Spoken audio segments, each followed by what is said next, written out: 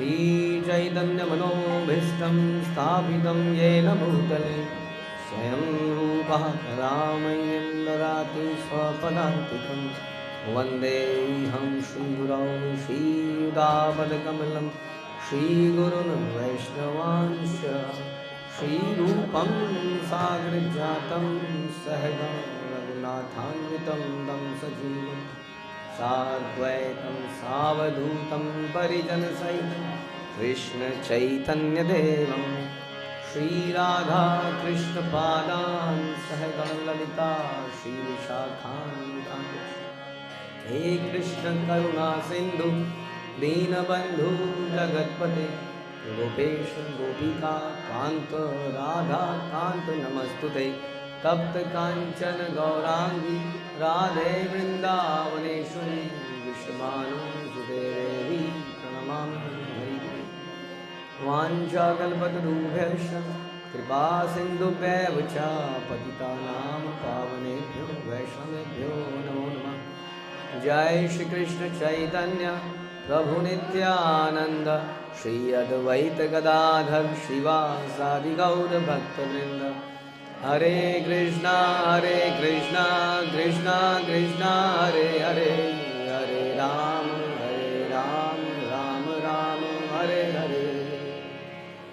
नमो विष्णुपादाय कृष्णप्रेष्ठाय भूतले श्रीमते भक्तिवेदांत स्वामिनिति नामिने नमस्ते सारस्वते देवे गौरवाणी प्रचारिणे निर्विशेष शून्यवादी पाश्चात्य देशकारिणे। हरे कृष्णा।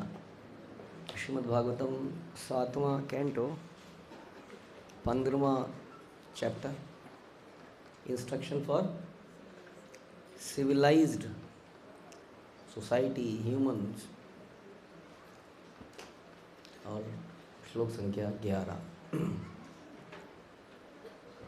हमने सुना था कि यज्ञ संपन्न करने वाले व्यक्ति को देखकर बलि दिए जाने वाले सारे पशु यह सोचकर बड़े डरे रहते हैं कि यह निर्दय यज्ञकर्ता यज्ञ के उद्देश्य से अनभिज्ञ होने तथा अन्यों का वध करके परम संतुष्ट रहने के कारण हमें निश्चित रूप से मार डालेगा।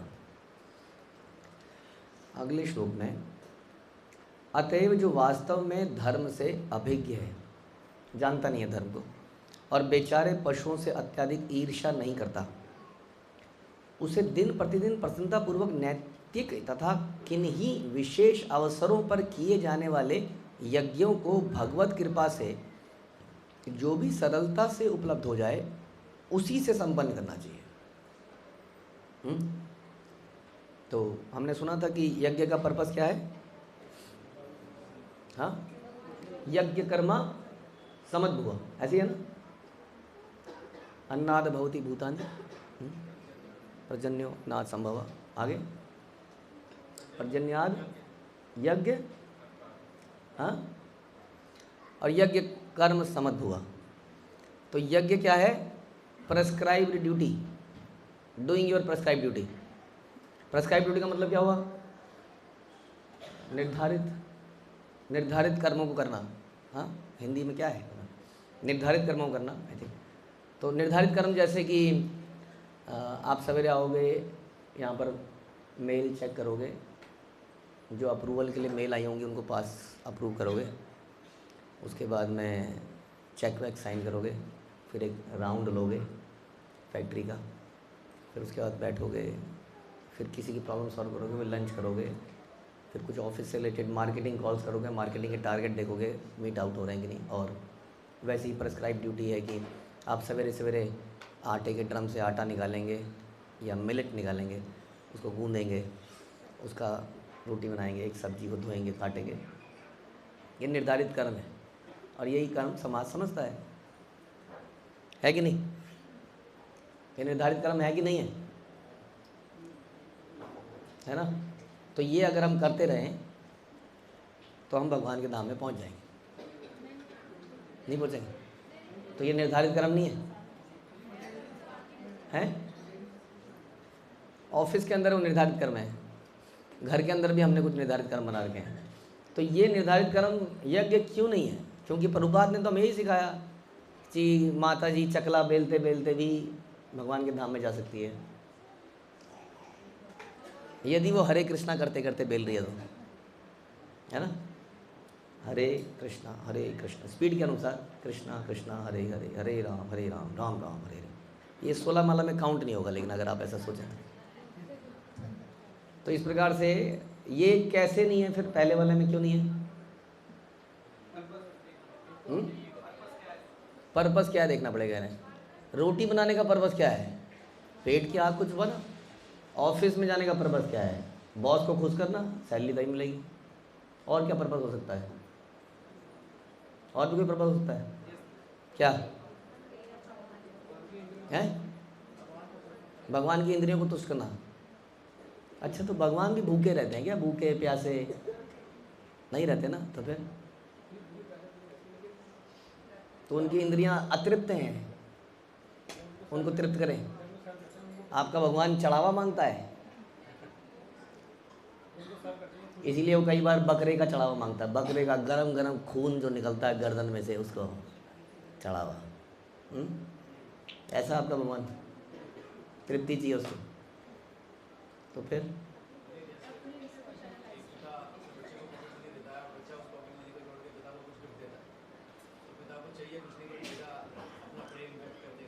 तो पिता जो है यहाँ पर तृप्त किस चीज़ से होते हैं? प्रेम से, है ना? प्रेम से जब हम देते हैं तो उससे तृप्त हो जाते हैं, उस वस्तु से तो तृप्त नहीं होते। वैसे ही हमारे ये जो कर्म हमने बताए, यदि हम इसको भगवान के प्रेम वश करें तो भगवान इससे तृप्त होंगे। अगर तो इस प्रेम से अगर भगवान तृप्त होंगे तो ये क्या माना जाएगा उसके बाद? तो ये यज्ञ माना जाएगा, ये यज्ञ माना जाएगा इन दैट केस। अदरवाइज फिर क्या होगा? नहीं तो ये पाप कर्म माना जाएगा। रोटी पकाना पाप कर्म हो सकता है? रोटी पकाना, मटन पकाना नहीं कह रहे हम, रोटी पकाना पाप हो सकता है? कोई कहता है ऐसे? भगवान ऐसे कहते हैं? कहाँ पर? भगवत गीता में। तो हमने क्यों नहीं सुना ऐसा आज तक कि रोटी बनाना पाप है? क्या आप बात कर रहे हैं? आप में से किसी ने सुना कि रोटी बनाना पाप है? हाँ, आपने सुना? कहाँ सुना? बताइए। भूंगते थे तो हम पापम ये पचंती आदम का। आपको मालूम थी बात? कई बार सुनी है वैसे तो, कईयों को नहीं भी मालूम होगी कि जो अपने लिए खाना बनाते हैं, अपने लिए बनाते हैं, तो वो पाप है। हम सोच रहे हैं कि मैं घर के काम करूं या ये सब करूं, मेरा पहले जिम्मेदारी है अपने बच्चों को खिलाना पिलाना, स्कूल भेज देना, नहीं होगा मेरे से ये जप, सवेरे उठना, ये सब, यही मेरा फ़र्ज़ है। हाँ, तो कई लोग ऐसा बोलते हैं, लेकिन भगवान कह रहे हैं ये खाना बनाना भी पाप है, बताइए। और हम बड़े प्यार से लड्डू गोपाल को अपने आल्टर में, आजकल मुझे लगता है 90% लोगों के घर में लड्डू गोपाल तो हैं, वो फैशन बन चुका है गोपाल जी को लाना। लेकिन ये नहीं पता कि गोपाल जी को घर में लाके मैं तो पाप कर रही हूँ, क्योंकि हम उनको उनके लिए नहीं कार्य कर रहे हैं, उनकी प्रसन्नता के लिए कार्य नहीं कर रहे हैं, हम उनको ले तो आए हैं अपने घर में। तो इस प्रकार से गृहस्थी के कार्य यज्ञ भी हो सकते हैं और गृहस्थी के कार्य पाप भी हो सकते हैं, डिपेंडिंग कि हम किस भाव से उसको कर रहे हैं। इसलिए बता रहे हैं, जो वास्तविक धर्म को जानता है तो वो इसी को सोच के कार्य करता है, जो नहीं जानता है वो नहीं करता है। जो वास्तविक धर्म को जानता है वो कुछ ऐसा नहीं करता कि जिसको करने से धर्म का पर्पस समाप्त हो जाए। जो धर्म बना दिया गया है, लेकिन उसको करने से धर्म का पर्पस ही समाप्त हो रहा है, लेकिन लोगों ने बना दिया है, पता नहीं क्यों बना दिया है। जैसे कि माना लोगों ने बलि चढ़ाने का प्रोसेस बनाया, किसी कारण से बनाया होगा, वो तो समझना पड़ेगा, है ना। हम सुनते हैं कि प्रभुपाद कहते हैं अक्सर अपने तात्पर्यों में कि इस प्रकार से यज्ञ में चढ़ाया हुआ जानवर की बलि को तुरंत पुनः शरीर मिल जाता था, या तो बूढ़ा जानवर को पुनः शरीर मिलता था यंग, या फिर उसको मनुष्य शरीर मिल जाता था। ऐसे मंत्रों का उच्चारण करते थे और इस प्रकार से वो यज्ञ की पावर को भी देख लेते थे कि यज्ञ में इसका मतलब पावर है कि बेसिकली वो भगवान को ऑफर किया उसका जीवन, तो उसको तुरंत नवीन शरीर प्राप्त हुआ। माना वो अपने खाने के लिए नहीं बनाया था, लेकिन अब ये बन गया प्रोसेस कि कौन से दिन चढ़ता है हिंदुओं में? हाँ, नहीं मैम, कहीं चढ़ता तो होगा, सैटरडे संडे में चढ़ता है, भैरव बाबा को चढ़ता है। अब बकरा हो जाए तो साथ साथ थोड़ा सा पैक सैक भी होना ही चाहिए, वो भी चढ़ता है। और काली माता को चढ़ता है। काली माता को कब? हाँ जी माता जी, काली माता को कब चढ़ता है? क्या? अमावस में, हर अमावस में चढ़ता है, काली माता को चढ़ता है जी, हर अमावस। तो अब ये प्रोसेस बन गया, अब ये प्रोसेस करना ज़रूरी है, क्योंकि यही धर्म है। अब धर्म का पर्पस चाहे मालूम हो ना हो, लेकिन बढ़िया धर्म है, क्योंकि इसके बाद में मिल भी जाता है फिर बचा हुआ प्रसाद, प्रसाद मिल जाता है। अब जब आप मटन बनाओगे तो लहसुन प्याज जरूरी है कि नहीं उसमें? तो हमारा क्या कसूर? जब काली माँ ने मटन छोड़ा है तो उसमें लहसुन प्याज डालेंगे ही डालेंगे? नहीं। वैसे सात्विक लोग मटन में, चिकन में लहसुन प्याज नहीं डालते हैं।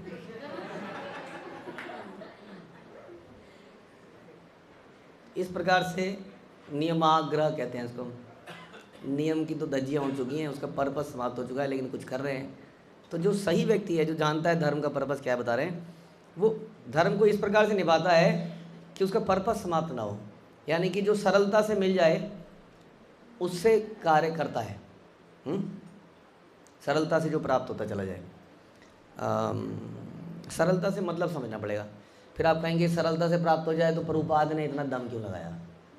बेमतलब में विदेश में गए, यहीं बैठ रहे थे दादा दामोदर में, सरलता से सब मिल जाता। सरलता से मतलब का ये है कि हम प्रयास करते हैं, बदले में मिले ना मिले उसको हम ज़्यादा टेंशन नहीं लेते, जितना मिलेगा उससे ही कर लेते हैं। हमारा प्रयास रहता है, हम अपना स्टेप उठाते हैं। अब भगवान कई बार देते हैं और कई बार भगवान नहीं देते हैं, तब वो नहीं नहीं मैं इसको करके रखूँगा, ये मैंने प्रण ले रखा है, ऐसा नहीं करते हो।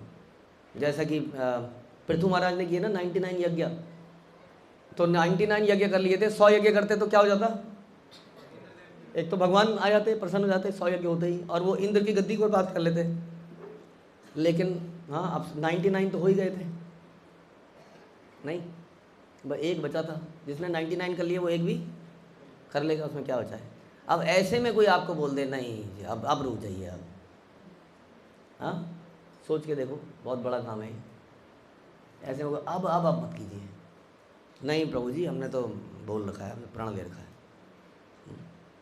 मैंने प्रण ले रखा है कि मैं सवेरे 6 बजे तक अपनी माला समाप्त कर दूंगी, ये मेरा प्रण है।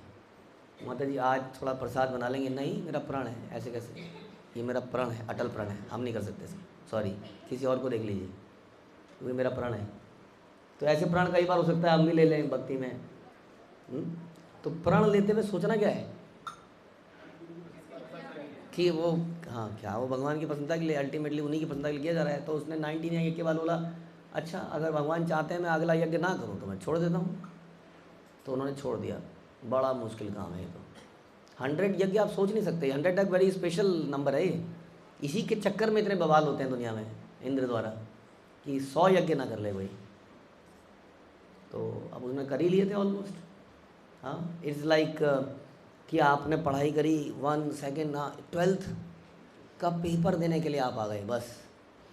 अब 12th के पेपर देते हुए बोला जा रहा है बेटा पेपर मत दे, हैं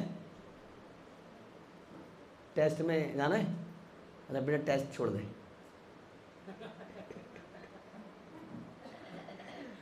अब ये सारा ज़िंदगी इसी के लिए लगा ली, इतना मेहनत करी, अब आप कह रहे हो टेस्ट मत देने जाओ। तो फिर ऐसे में मुश्किल हो जाता है कि नहीं। ऐसा काम किया था पृथु महाराज ने, और ऐसा कई लोगों ने किया, प्रियव्रत महाराज ने भी किया।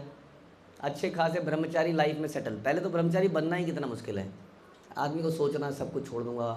हाँ, मम्मी होगी क्या हॉस्टल में? हाँ Balram, where is okay, mummy मिलेगी हॉस्टल में? बलराम, पापा मिलेंगे हॉस्टल में? नहीं। मम्मी मिलेगी? नहीं। और चावल बंगाली स्टाइल में चावल मिल पाएगा? पता नहीं। मुश्किल काम है कि नहीं है? ये सब सोचते सोचते आदमी ने प्रण लिया, आ गया। हाँ, अब ब्रह्मचारी लाइफ में सेटल हो गया, अब सवेरे सवेरे नाच रहा है, गा रहा है, पूरा सेटल हो चुका है, आनंद में है एकदम। अब अचानक से आ रहे हैं, बेटा अब इसको छोड़ दे, अब तू वापस चले जा। बीच में ही मुश्किल काम है बहुत ज़्यादा। ऐसा प्रियव्रत महाराज के साथ हुआ। बोला आप सेटल्ड हो, लेकिन मुझे लगता है ना आपको राजा बनना चाहिए। अब राजा बताइए, सारा टैक्स कलेक्शन, युद्ध फुद्ध सब कुछ, शादी, बच्चे, वो परेशान हो गए। मैं तो खुश था अच्छा खासा, कहाँ फंसा रहे मुझे। या तो बंदा पहले ही उस अवस्था में किसी को राजा बनने बोला जाए तो हाँ आज ही बना दो, लेकिन जिसने त्याग दिया हो और वो उस लाइफ में सेटल्ड हो गया हो, उसके बाद में फिर से उसको बोला जाए अब इसको पकड़ लो, बड़ा मुश्किल काम है। ऐसा भी किसने? प्रियव्रत महाराज ने किया। उत्तानपाद के ब्रदर, उन्होंने ऐसा किया। ये आप भागवतम में पढ़ेंगे। ये सारे मुश्किल काम हैं, ये आदमी कब कर पाता है? अगेन एक और एग्जांपल, अब कर्दम मुनि ने इतने हजारों साल तपस्या करी हैं, और उनको क्या बोला गया था कि स्वामी जी तपस्या करिए, उसके बाद में बच्चे पैदा करने हैं आपको। फिर वो क्या था, वो ब्रह्मचारी जो कि चूहे से उसका कॉफिन फाड़ लेता है चूहा, फिर वो बिल्ली लाता है, फिर क्या बिल्ली को पिलाने के लिए दूध के लिए गाय लाता है, गाय को घास खिलाने के लिए पत्नी लाता है, और उसके बाद सब छूट जाता है। तो आदमी ऐसा विचार कर सकता है ना, मैं तो फंस जाऊंगा, तो मर जाऊंगा मैं। लेकिन कर्दम मुनि ने भी ऐसा किया। तो कहने का मतलब है हमेशा हमें ये याद रखना है कि पर्पस क्या है। कई बार हम अटैच्ड हो जाते हैं अपने प्रोसेस से, नियमों से। तो नियमों को छोड़ देना भी नियमाग्रह है, नियमाग्रह और नियमाग्रह कि नियमों को उसके पर्पस के बिना फॉलो करते जाना, ये नियमाग्रह हो जाता है। वी शुड ऑलवेज रिमेंबर कि धन मोरा नित्यानंद, पति मोरा गौरचंद्र, प्राण मोरा युगल कृष्ण, अद्वैत आचार्य बल, और गदाधर मोरा कुल, और नरहरि विलास आनंद। ये क्या है सारा? ये सारी चीज़ें क्या है? ये पर्पस है। वैष्णवेर नामित उल्लास, और वैष्णव का उच्छिष्ट मेरा भोजन, उनका पद की धूल मेरे स्नान का जल। ये सब क्या है? ये पर्पस है। तो ये पर्पस है ना। कौन बोल रहा है ये पर्पस को? नरोत्तम दास। तो इस प्रकार के पर्पस को हमेशा ध्यान रखते हुए यदि हम करेंगे तो वो चीज़ें स्पिरिचुअल कही जाती हैं, नहीं तो वो चीज़ें रिचुअल कही जाती हैं। स्पिरिचुअल और रिचुअल में केवल यही अंतर है। पर्पस भाव है और एक में नहीं है। एक में करना है क्योंकि करना है। इसको और ही हिंदी ठेठ इंग्लिश में क्या बोलते हैं? ठेठ हिंदी में टोटका। तो दिमाग में ज़्यादा लगता है टोटका। टोटका अब हम लोग भी टोटका कर देते हैं कई बार। हम तो नहीं लगाते ना नींबू और मिर्ची, लटकाते हैं। तो इस प्रकार के टोटके हम बहुत सारे करते हैं, लेकिन जिसके पीछे भाव नहीं है, पर्पस क्लैरिटी नहीं है, वो टोटका बन जाता है। ठीक है। तो जैसे तुलसी को जल देना है, ये क्या है? ये टोटका है। क्योंकि तुलसी ठंड में पूरी गीली है, लेकिन पानी देंगे तो आज का काम पूरा होगा, इसलिए जल देना ही देना है। सड़ जाएगी तो क्या दूसरी लगा देंगे? जल देना ही देना है मतलब। तो ये टोटका हो गया कि नहीं? इस प्रकार से समझना पड़ेगा कि क्या भाव क्या है। तो जिनको ये क्लैरिटी नहीं होती वो क्या करते हैं, वो इसी को फॉलो करते करते कार्य करते हैं। वो कार्य कई बार हमें लगता है कि हम भक्तिमय कार्य कर रहे हैं, वो अपराध हो जाते हैं। जैसे कि हमने डिस्कस किया कि घर को चलाना भी, खाना बनाना भी एक पाप बन जाता है। हाँ, और बहुत कुछ लिखा है शास्त्रों में तो कि जो इस प्रकार से सवेरे से शाम तक गधों की तरह लगता है, ऑफिस में जाता है, खाता पीता सो जाता है, उसके बारे में तो बहुत बुरा लिखा है ऐसे व्यक्ति के बारे में शास्त्र में। तो हम लोग तो नॉर्मल जीवन जिता रहे हैं, लेकिन वो पापमय जीवन बिता रहे हैं। क्यों? क्योंकि हम लोग लकीर के फ़कीर। एक और मुहावरे, आजकल मुहावरे लेते नहीं हैं लोग। क्या मुहावरा? लकीर का मतलब लकीर, लिखा हुआ है, जो लिखा हुआ है वही करूँगा बस। उसके पीछे के भाव को नहीं समझूंगा। लकीर का फकीर करना है, ठीक है। मंगला आरती में आ गए हैं, लेकिन हमें कोई आज बता रहा था कि हमारे कुछ बच्चे ऐसे हैं जो मंगला आरती में नाचते नाचते भी सो लेते हैं। फिर एक बच्चे के बारे में बताया कि वो शावर के नीचे बैठा होता है और बैठे बैठे शावर के नीचे सो जाता है। ऐसे भी लोग नींद पूरी करते हैं अपनी, कई लोग तो नाचते नाचते कोई नींद पूरी कर लेता है, बताइए। भूत की तरह नाचना मतलब है। तेज कीर्तन में भी नाच लेते हैं और सो जाते हैं, बता रहे। तो मंगला आरती में है, लेकिन मंगला आरती में नहीं है। और कई लोगों का best anyway best time is प्रवचन। प्रवचन का टाइम द बेस्ट टाइम, क्योंकि शरीर को भी ज़्यादा हिलाना नहीं है। तो इस प्रकार से होते हुए भी हम एग्जिस्ट नहीं करते हैं। इसको कहते हैं लकीर का फकीर। क्लास में आना है, नहीं क्लास में जरूर आना है, क्लास नहीं छोड़ता मैं क्योंकि बेस्ट टाइम वही है ज़िंदगी में, पूरे दिन में, जब आदमी रिलैक्स होता है। कोई काम नहीं बताएगा मुझे इस वक्त, है ना। कोई कहे ये लिया, गिलास लिया, पानी लिया, ये कर दे, वो कर दे, अभी कोई नहीं बोलेगा। इसको कहते हैं लकीर का फकीर। धर्म को ना जानने वाला, सही मायने में कि धर्म क्या है। तो ऐसी बहुत सारी हिंदुस्तान में माताएं बड़े बड़े प्रवचनों में बैठती हैं, और कई माताएं तो भारत में घूंघट करके बैठती हैं। घूंघट में तो वैसे ही कुछ पता नहीं चल रहा है क्या है, हो क्या रहा है। वह खराटे ना मारने वाला हो, खराटे मारने में थोड़ा, और किसी तरह से ये प्रैक्टिस हो जाए कि लुढ़कना नहीं है कहीं पर, बैठे बैठे समाधि में सोना है। ऐसी प्रैक्टिस है लोगों को, कहीं लुढ़केंगे नहीं। लुढ़कने वाला तो फिर पता लग जाता है सबको आसपास।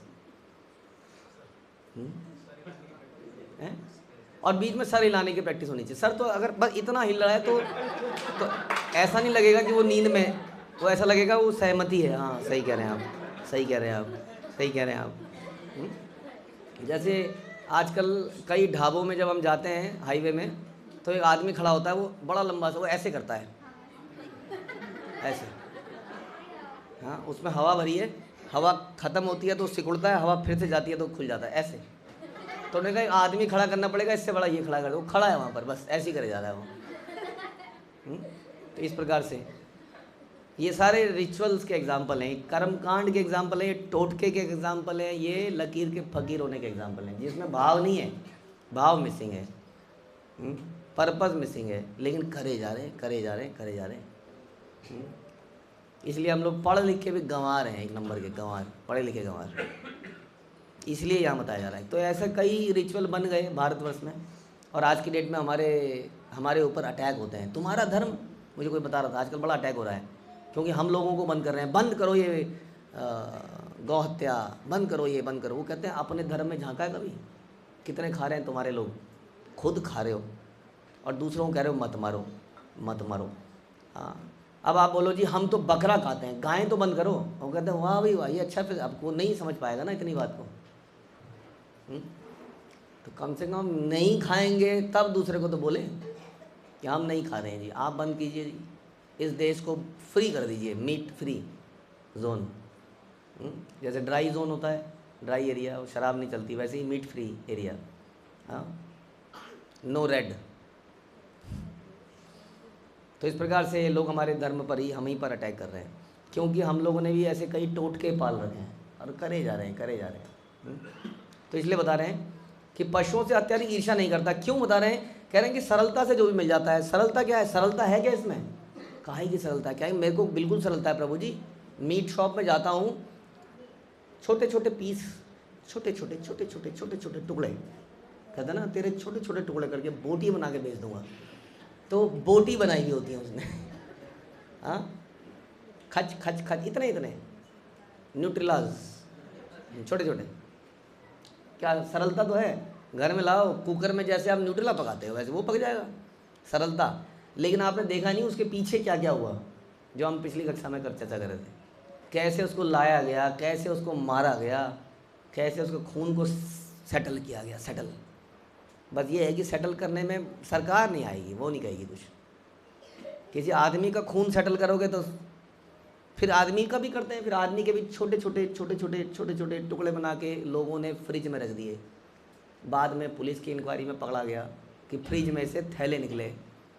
एक आदमी था जिसने कि बच्चों को खा जाता था वो, वो तो कहीं यहीं की बात है, नोएडा की बात। डॉक्टर था, घर में बच्चे खेलने खाने, अंकल अंकल अंकल टॉफ़ी, आ जा बेटा अंदर आ जा, अंदर ठक ठक ठक ठक ख़त्म। तो वहीं पर पीछे एक नाला था, उस नाले के कहीं कहीं को दबा दबू के वो उसके बाकी चीज़ें फेंकता हुआ। ओ बाद में जब रिकवरी हुई तो कंकाल निकले, कई सारी चीज़ें निकली, कितने बच्चों को मार के खा गया वो, मार गया बाद में। तो जो हमारे सामने जो पिक्चर आती है कई बार वो बड़ी सरल आती है, लेकिन उस सरल पिक्चर के पीछे बहुत कुछ है जहाँ हम जा नहीं पाते। जैसे कि हम इस कृष्ण भावना पीड़ित आंदोलन के पीछे नहीं जा पाते कि इसके पीछे कितना खून बहाया होगा, है ना। हम तो अपना खून बढ़ा रहे हैं। आप में से कईयों का हीमोग्लोबिन बढ़ गया होगा, बढ़ा कि नहीं है, बीमारियां दूर हुई, हमारा खून बढ़ रहा है। कईयों ने खून जलाया है, वहाँ तक हम जा ही नहीं पाते कि खून जला कितना है। हम तो बस अपने से कंसर्न है, प्रभु जी मेरा हीमोग्लोबिन 13 हो गया है, और माता कहेगी प्रभु जी मेरा हीमोग्लोबिन 9 हो गया है। जी माता जी मैं डिस्कस करता हूँ आपसे, आइए हाँ इसको करते हैं, इसको इम्प्रूव करते हैं।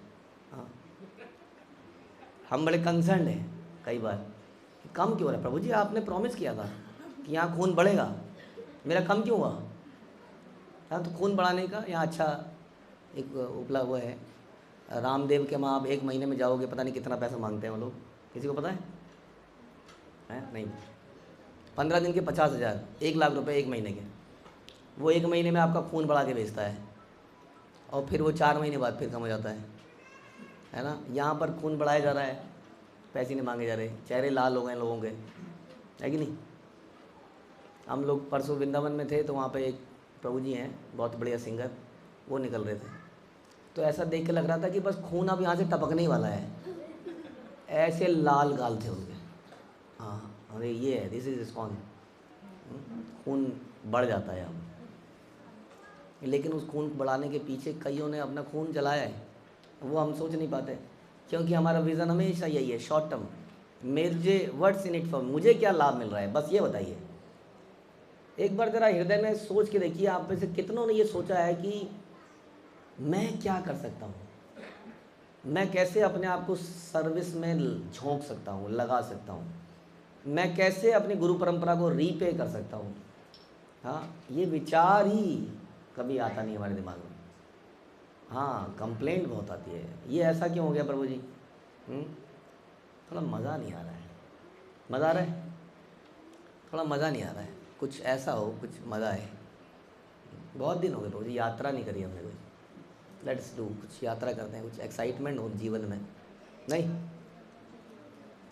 तो इसलिए यहाँ पर भी यही बात करी जा रही है, हमें समझना पड़ेगा कि जो आप यज्ञ कर रहे हैं उसके आपने तो सामग्री ले ली, लेकिन पीछे से बहुत कुछ उसमें खून बहाया है। शास्त्र क्या बता रहे हैं, वो कह रहे हैं कि वो नहीं करता ऐसे पशुओं से ईर्ष्या, और दिन प्रतिदिन प्रसन्नतापूर्वक नैतिक या किन्हीं विशेष अवसरों पर किए जाने वाले यज्ञों को भगवत कृपा से जो सरलता से मिलता है उसी से संपन्न कर देता है। सबसे सरल क्या मिलता है, क्या है सबसे सरल उपलब्ध, हाँ वायु, ओके, और कुछ यज्ञ संपन्न करने के लिए सबसे सरल वायु, ओके, और कुछ जल, हरि नाम, ओके, सबसे सरल है कि नहीं, कोई पैसा देना पड़ता है, हाँ तो आप सब लोग यज्ञ करोगे, हरे कृष्णा कृष्णा कृष्णा हरे हरे, हरे राम राम राम राम हरे हरे। तो हमने बोला था कि 100 यज्ञ करने पर अश्वमेध यज्ञ पूरा होता है, वो 100 अश्वमेध यज्ञ। इंद्र आप लोग कितने करते हो, आप तो 108 एक माला में कर देते हो, 108 यज्ञ एक माला में, और ऐसे 16 बार आप करते हो। इतने यज्ञ रोज हो जाते हैं, सरल है कि नहीं है, इजीली अवेलेबल है, लेकिन विश्वास कम है, क्योंकि वही होगी लकीर के फकीर। प्रभु जी जब तक धुआं नहीं उठेगा तब तक, क्योंकि धुएं से क्या होता है, मच्छर मक्खी मर जाते हैं, अशुद्धि हट जाती है ना। अशुद्धि क्या है, मक्खी और मच्छर अशुद्धि है कि नहीं, बताइए। अब जब आग लगाओगे बड़ी सी तो कई तो झुलस के मर जाएंगे और बाकी धुएं से भागेंगे बाहर, इसलिए धुएं को कहते हैं हर कमरे में ले जाओ। प्रभु जी ये टॉयलेट में बहुत मकड़ियाँ मच्छर हैं, टॉयलेट में भी ले जाऊँ क्या ये, तो इसलिए हर कमरे में धुआं लगाते हैं, करते हैं, पता है आपको, आदमी ले जाता है हर कमरे में, क्योंकि धुएं से क्या होता है, धुएं से शुद्धि होती है। हरि नाम से हुई शुद्धि। कोई मच्छर उड़ा, कोई मक्खी उड़ी, तो क्या शुद्धि हुई? वो दिखती नहीं है ना। हृदय की शुद्धि दिखती कहाँ है हम लोगों को? कभी दिखती है हृदय की शुद्धि? तो जो हम भी फिर लकीर के फकीर बन गए कि नहीं बन गए? जो प्रभुपाद ने लिखा है उसको नाम मानते हुए हम भी लकीर के फकीर बने हैं। प्रभुपाद ने ये तक लिखा है कि हमने राधा श्याम सुंदर मंदिर के उद्घाटन में यज्ञ किया क्योंकि समाज में ऐसी प्रथा है, ये हमें करना पड़ रहा है, बट डोंट टेक सीरियसली। असली यज्ञ क्या है? हरि नाम है। यज्ञ संकीर्तन प्राय यजंती सुमेश। तो ये भी लकीर के फकीर का एक और एग्जाम्पल है कि सारी चीज़ पढ़ने के बाद भी हम कह रहे हैं कि फिर वही बात, फिर वहीं घूम फिर के आ जा रहे हैं। तो इसलिए जो सरलता से अवेलेबल है, हाँ, इसलिए कहते हैं उग्र कर्म नहीं करना चाहिए। किसी को मारने में उग्र कर्म है कि नहीं है? ज़बरदस्त उग्र कर्म है किसी को मारना। ये तो एक्सट्रीम हो गया बहुत ज़्यादा। उसके नीचे के भी हमें सोचने होंगे। Being sensitive, we should be always sensitive. हमने सुना था कि धन मोरा नित्यानंद, पति मोरा गौरचंद्र, कि ये पर्पस को पूरा कर रहे हैं हम या नहीं कर रहे हैं, या हम किसी वैष्णव को हट करते हैं। हम बड़े बड़े प्रोजेक्ट करे जा रहे हैं लेकिन चारों तरफ वैष्णव को हमने क्या कर दिया है? दबा रखा है। वो हमारे आगे जब ऐसा सर नहीं उठा सकता, क्योंकि सर उठाते ही फट से नीचे दबा दिया जाता है उसको। तो इस तरह का जो है माहौल, ये माहौल उचित नहीं है। माहौल कैसा होना चाहिए? माहौल ईजी होना चाहिए, जिसमें लोग भक्ति को बड़े अच्छे से संपन्न कर पाएँ। ऐसा माहौल हमें देने का प्रयास करना चाहिए। समझ में आ रहा है? ऐसा माहौल कौन देगा? किसकी जिम्मेदारी है?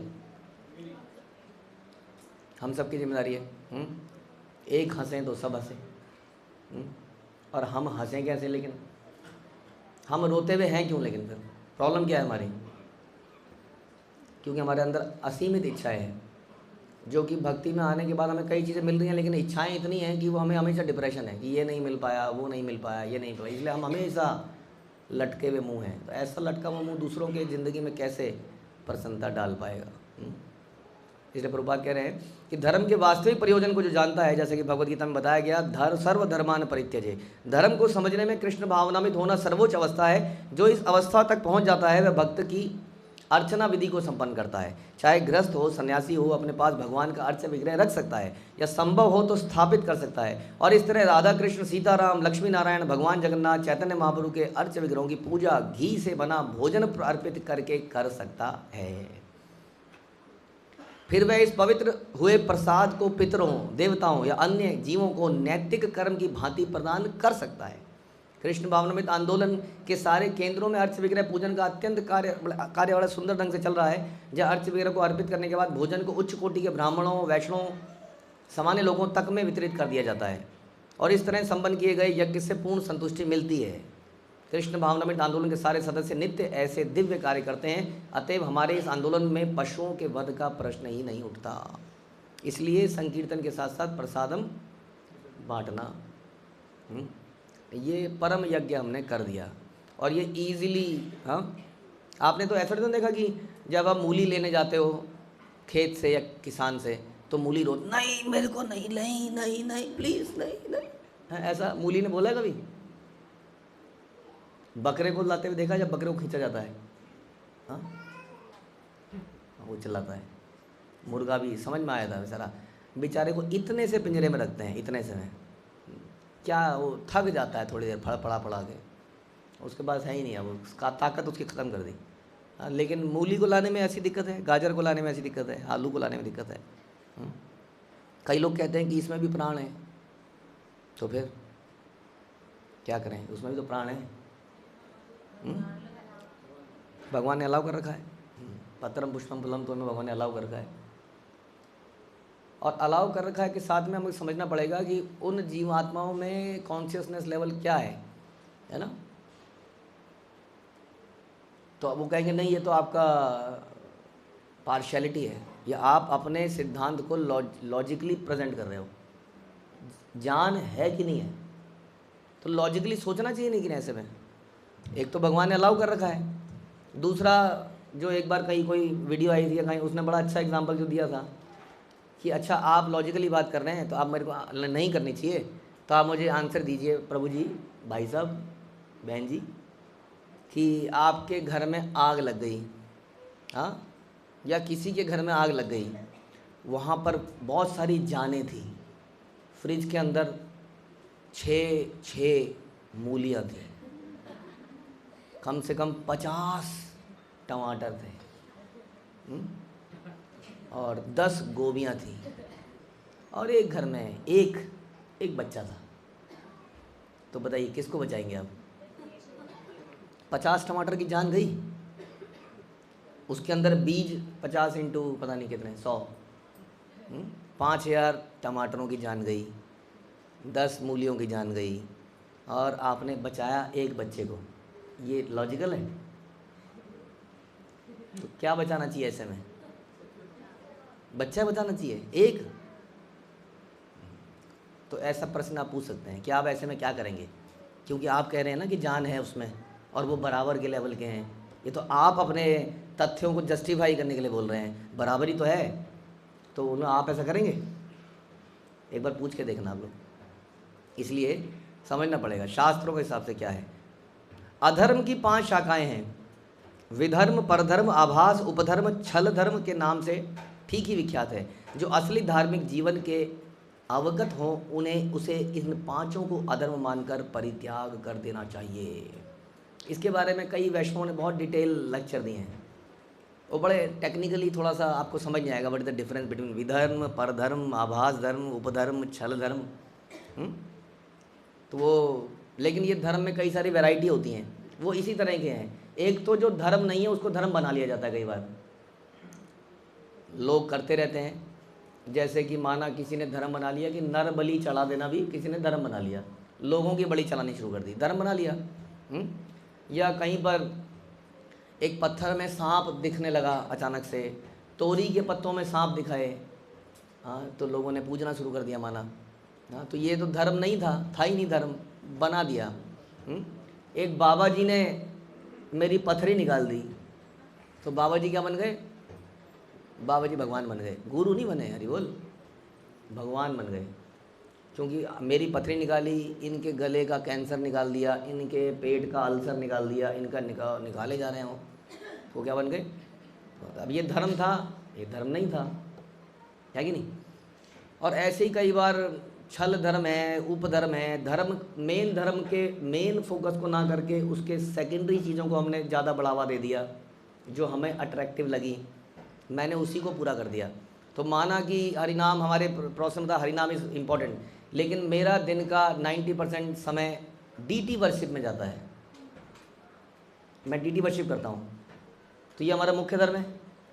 तो मुख्य धर्म क्या है?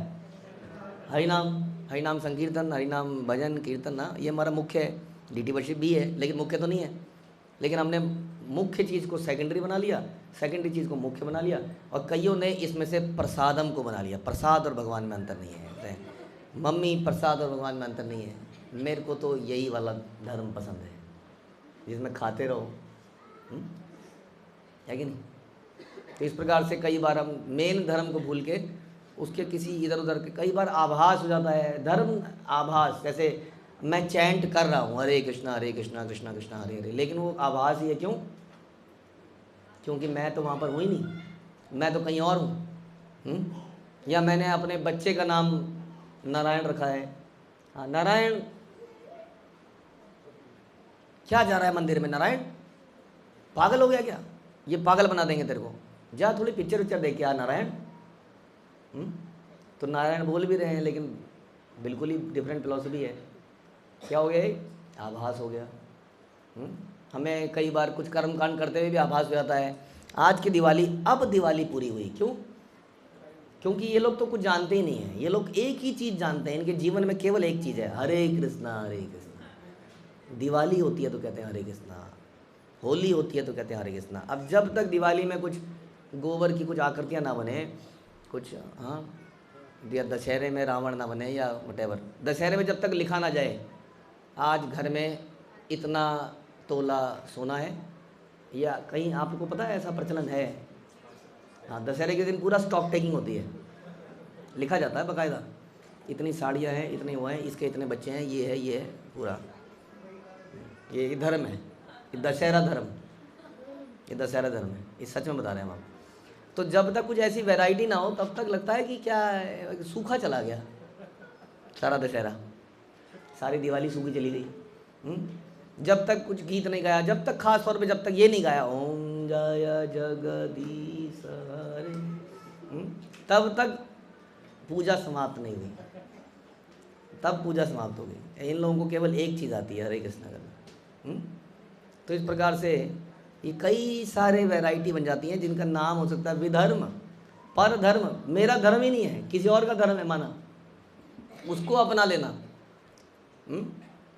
मैं ब्राह्मण हूँ या मैं क्षत्रिय हूँ, मेरे अंदर नेचर है क्षत्रिय का, ब्राह्मण का, शूद्र का।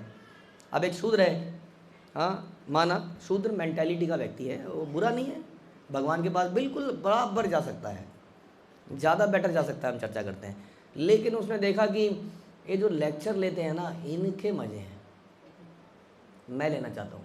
मैंने एक बार बताया था ना, एक हमारे शुरू में एक भक्त ने बड़ी उत्सुकता थी, प्रभु जी लेक्चर, प्रभु जी लेक्चर, मैं लेना चाहता हूँ प्रभु जी लेक्चर। तो एक बार हम यात्रा में गए तो हमने बैठा दिया उनको, हमें लगा पुराना आदमी है लेक्चर। उसके बाद जो उन्होंने लेक्चर लिया वो आज भी याद आता है हमें। उन्होंने इतनी भावनाएं व्यक्त करी अपनी ज़बरदस्त तरीके से, ऐसा लग रहा था कि कोई इस्कॉन का लेक्चर नहीं, कोई दूसरे लेक्चर चलते हैं, उस टाइप के लेक्चर चल रहे हों। तो वो मेरा कार्य नहीं है, यानी कि मेरे उसमें नहीं है, लेकिन मैं कर रहा हूँ। इसलिए भगवान कहते हैं कि जो आपके गुण के अनुसार, जो कर्म के अनुसार, जो आपके नेचर में है, उसको यदि आप करेंगे तो बेटर है, उसी में भगवान की सेवा करनी चाहिए। ये नहीं कि इसका ये सिंगिंग कर रहा है, प्रभु जी मेरा बच्चा भी अगर सिंगिंग कर लेता तो। अब अगर वो सिंगिंग करेगा तो तबले वाला कह रहा है मैं मृदंग नहीं बजाऊंगा अगर इसने गाया तो, क्योंकि वो हर लाइन में ताल को तोड़ दे। अब वो कैसे, वो बार बार रुक जा रहा है, वो फिर स्टार्ट कर रहा है, फिर रुक जा रहा है। लेकिन नहीं, मेरा बच्चा प्लीज़ प्रभु जी, ये भी तो बच्चा है ना, बराबर यहाँ पे बराबरी नहीं है, यहाँ इक्वालिटी नहीं है ना, यहाँ पे किसी को ज़्यादा आगे करा जाता है। जो चमचे हैं, जो आगे पीछे घूमते हैं, उनको आगे कर दिया जाता है। तुरंत आदमी ऐसा सोचता है उसके बाद। तो आदमी को सोचना चाहिए कि गुण कर्म के अनुसार क्या बेस्ट है मेरे लिए। बच्चों को भी यही देना चाहिए। हर व्यक्ति को भगवान ने कुछ गुण दिए हैं, उस गुण को आइडेंटिफाई करना है। किसी को अगर झाड़ू मारने का गुण दिया है तो वो झाड़ू मार के प्रसन्न कर सकता है। नरोत्तम दास ठाकुर ने केवल झाड़ू मार के ही प्रसन्न किया था। किसको? लोकनाथ गोस्वामी को, जो कि दे नहीं रहे थे दीक्षा। झाड़ू मार के, मल में झाड़ू मारते थे रोज, वो भी बिना बताए, चुपके से। और झाड़ू मार के इतना प्रसन्न कर लिया कि लोकनाथ गोस्वामी का हृदय जीत लिया उन्होंने तुरंत दीक्षा दे डाली। तो झाड़ू मारने वाले भी बहुत एग्जाम्पल हैं। प्रताप रुद्र ने जगन्नाथ जी की रथ यात्रा में आगे आगे झाड़ू मारा पूरे रास्ते। वो भी आज तक हम तो आजकल दिखाने के लिए झाड़ू मार देते हैं कई बार। तो इस प्रकार से झाड़ू मार के भी आगे जा सकता है। सबको देखना है कि उसके अंदर क्या विशेष चीज़ भगवान ने दी है। इसलिए इन सभी से बचना है। तो इसकी परिभाषा कॉम्प्लिकेटेड हो सकती है। विधर्म क्या है, परधर्म क्या है, आभास धर्म क्या है, उपधर्म क्या है, छल धर्म क्या है। मुख्य चीज़ क्या समझ लें हम इसमें, क्या नहीं, इन पांचों को अधर्म मान लो। जैसे भगवान बोलते हैं सर्वधर्मान परित्यज्य मामेकम, इन सारे धर्मों को त्याग दो। तो हम कैसे समझेंगे कौन सा उपधर्म है, कौन सा छल धर्म है, कौन सा ये धर्म है, कौन सा वो धर्म है? हमें कैसे पता चलेगा? कि हमारे जो गुरु परंपरा ने, इमीडिएट गुरु परंपरा में जो हमारे इंस्ट्रक्शंस आ रही है उसको कर लेते हैं, राइट?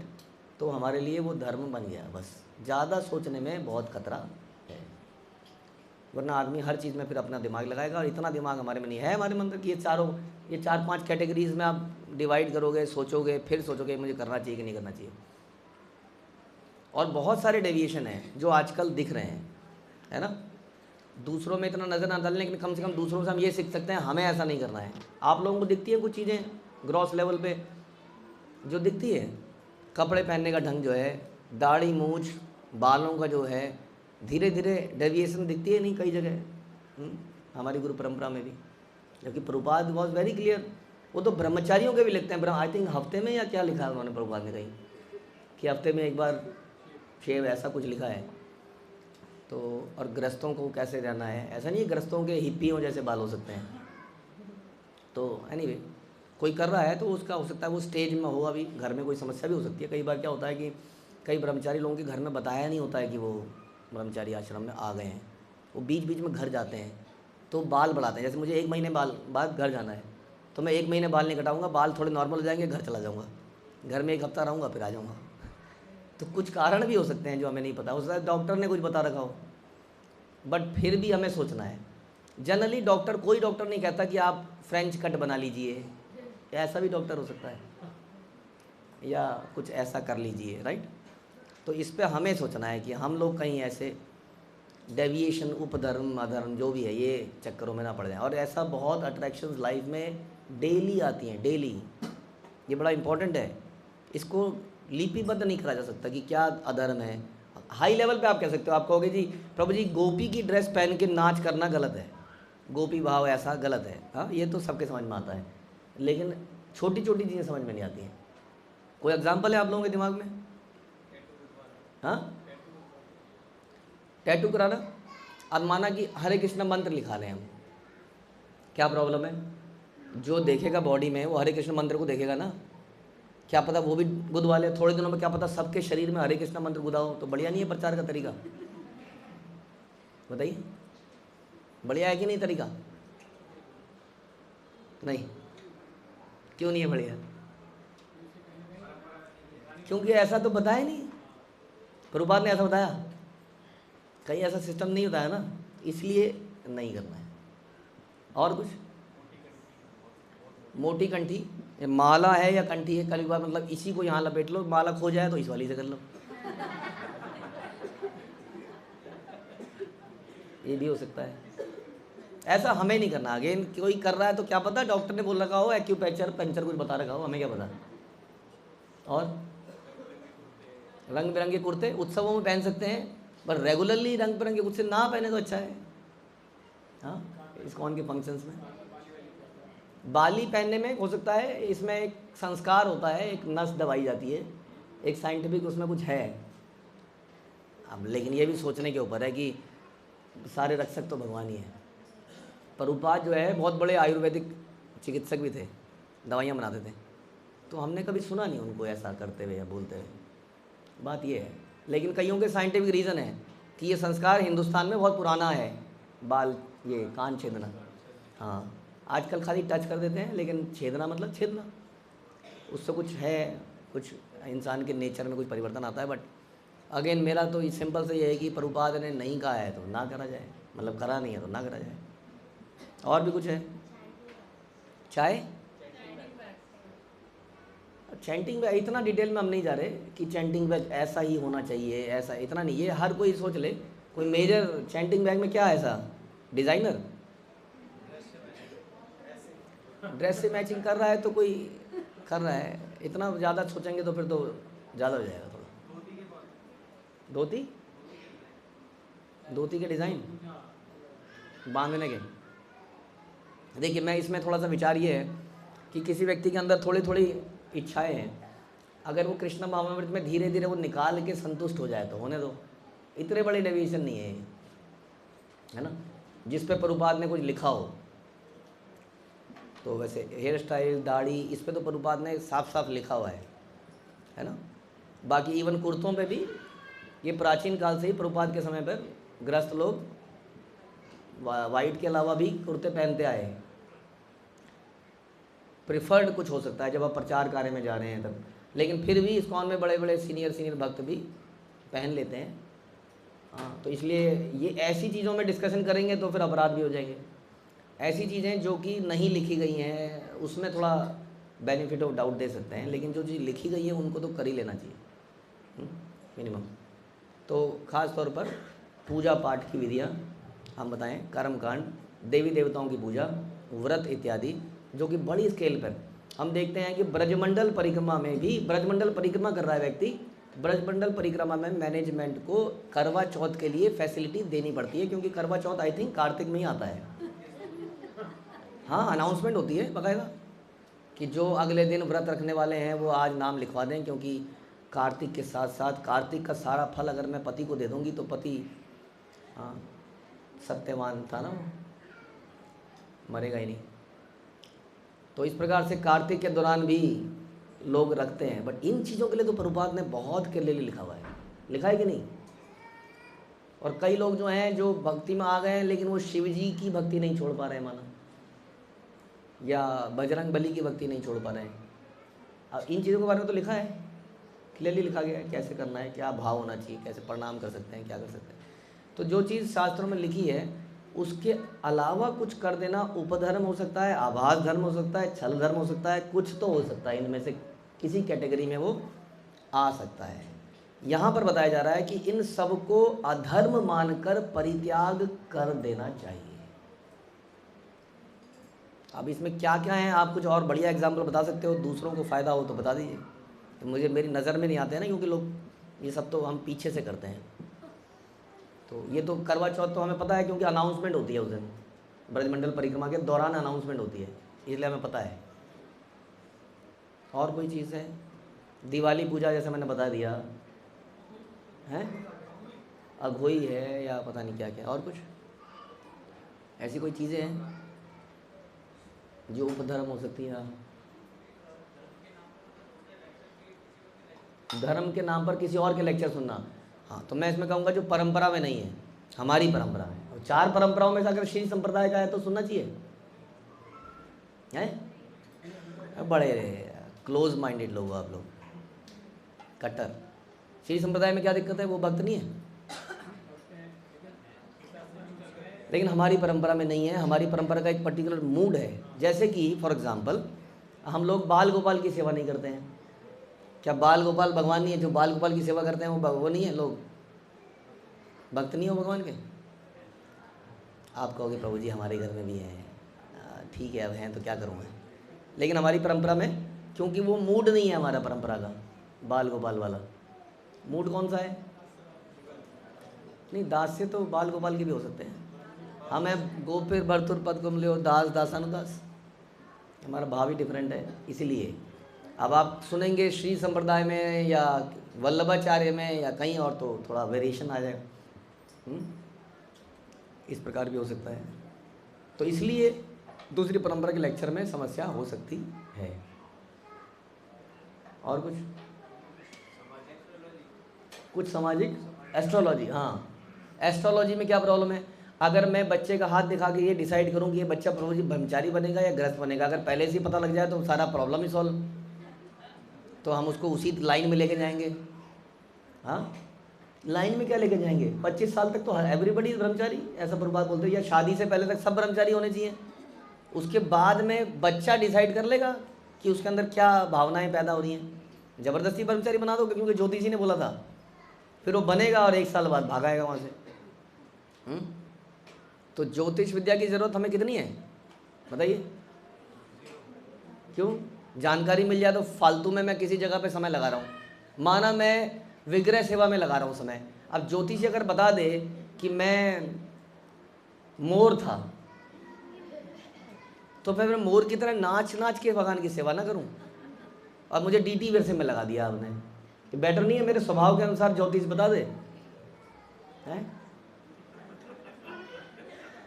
तो इसकी आवश्यकता नहीं है, क्योंकि पहली बात तो मूड बदल भी सकते हैं, है ना, हमारी सेवा के अनुसार। दूसरा क्या है कि जो भी हमारे लिए ज़रूरी है, भगवान और ज्योतिष बदल नहीं सकता है चीज़ों को, और हमारे कर्म बदल सकते हैं। यदि हम भगवान की सेवा करते रहेंगे तो जो नेगेटिव चीज़ें हैं वो हमारे जीवन से अपने आप चली जाएंगी और पॉजिटिव चीज़ें आ जाएंगी।